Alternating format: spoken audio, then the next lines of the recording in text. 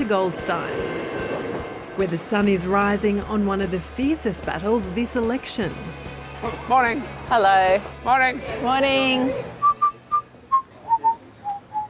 This is a grassroots community campaign.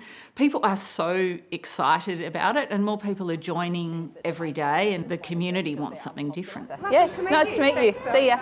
We're not running an AstroTurf campaign. Ours is based on a long period of hard work connected to the community and support because we represent the values of the community. We're not trying to change the community. The sitting MP, Tim Wilson, is facing a well-funded challenge from Zoe Daniels. She's one of those so-called teal independents, and she's a former ABC journalist. We once worked together in the same newsroom. The fact that they've put a lot of effort into campaigning there and spending a lot of money tells you that the seat is in play.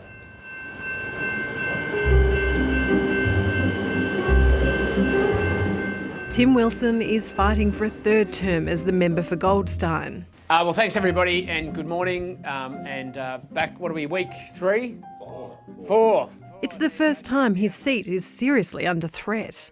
I've never taken the seat for granted. I've always worked very closely and it's really one of those times where the 6 years of hard work all comes back because people know who I am. They know what I stand for. They know I've done the work. Oh, hi Pamela. Tim Wilson calling your local federal member of parliament. How are you? Oh, good. There is one thing that's different at this election, and this time we've got one so-called independent candidate spending $1.2 million from external funding in their own right to try and saturate and buy our community like it's an acquisition in a trust fund. 2 kilometres down the road, Zoe Daniels' Brighton campaign office is bustling. What we'd like to do, we normally start off with sort of highlights of the week that we've had. I never expected to run for politics and I certainly wouldn't have run for either of the major parties. I think with the background that I have, I am a good fit for this. It may be a grassroots campaign, but it's swimming in big money. We've raised just over 1.2 million and about 470,000 of that, when I last looked, was from Climate 200.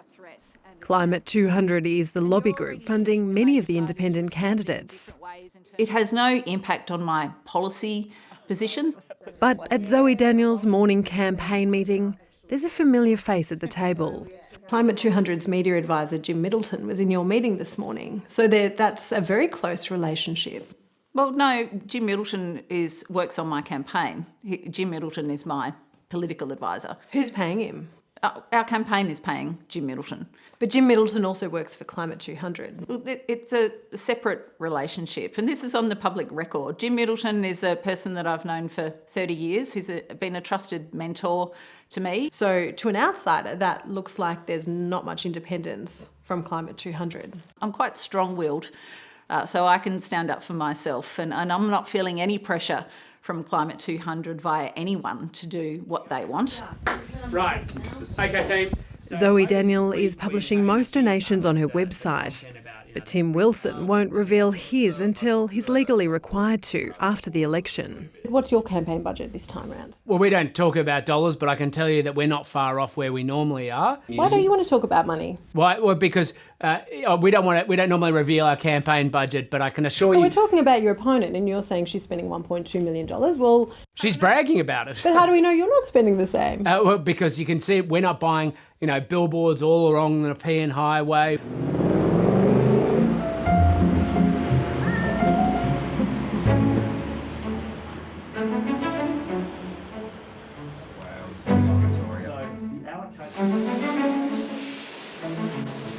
It's all automated. Yeah. The Liberal first preference vote's been above 50% in Goldstein for decades. What the independents have to do in a seat like Goldstein is force the Liberal vote under 50%, force it to preferences. And you've got to force it under 45 so an independent who gets, say, 30, 35% of the vote can win on preferences. So it's a two-stage process. Individual seat polls aren't always accurate, but one this week had the 2 candidates neck and neck on the primary vote. The Greens and Labor have preferenced the independents. Labor's also running a candidate here, Martin Abbott, but he's missing in action. Hello, leave a short message and the contact number, and I'll call you back soon. He cancelled on 7:30 just hours before filming. Well, we've left a few messages for him now. Hopefully this time he calls us back. The only sign we found of him was this one hanging from his family home.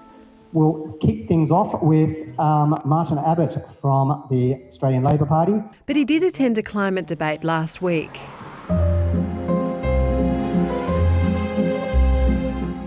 In terms of some of the issues that the community is raising, a big one is climate change. Is net zero dead?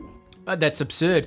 We've given ironclad commitment to net zero by 2050. The best thing that, frankly, the community can do to make sure there's stronger action on climate change is to send me back to Canberra. But how does that get stronger action? That gets the same action. The best thing we can do to cut greenhouse gas emissions is put in place practical steps for delivery. I would like Zoe to tell me what... Zoe Daniels also facing trouble over a letter she co-signed criticising the Israeli government's treatment of journalists. Did Zoe say we're wrong and she realises now? But you're saying essentially the issue here was how the letter was received, not how it was intended. Is that what you're saying? Well, no. I mean, I think you're trying to turn it into a binary thing. I signed the letter for particular reasons. The way the letter was framed was not ideal.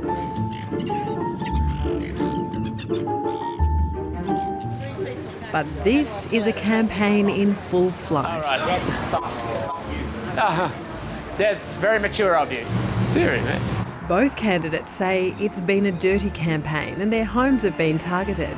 There is active digging of dirt by those who don't want me to win, to try to destroy my reputation. They're all piling in, and I know that they don't like my campaign against retiree tax at the last election. I get that that makes me a target. You think it's a revenge campaign? Resolutely, it's a revenge campaign. The seats that independents have won in the last decade, like Indi and Warringah, both had MPs who were unpopular or had been there a long time. The question with Goldstein, does Tim Wilson fit in that category?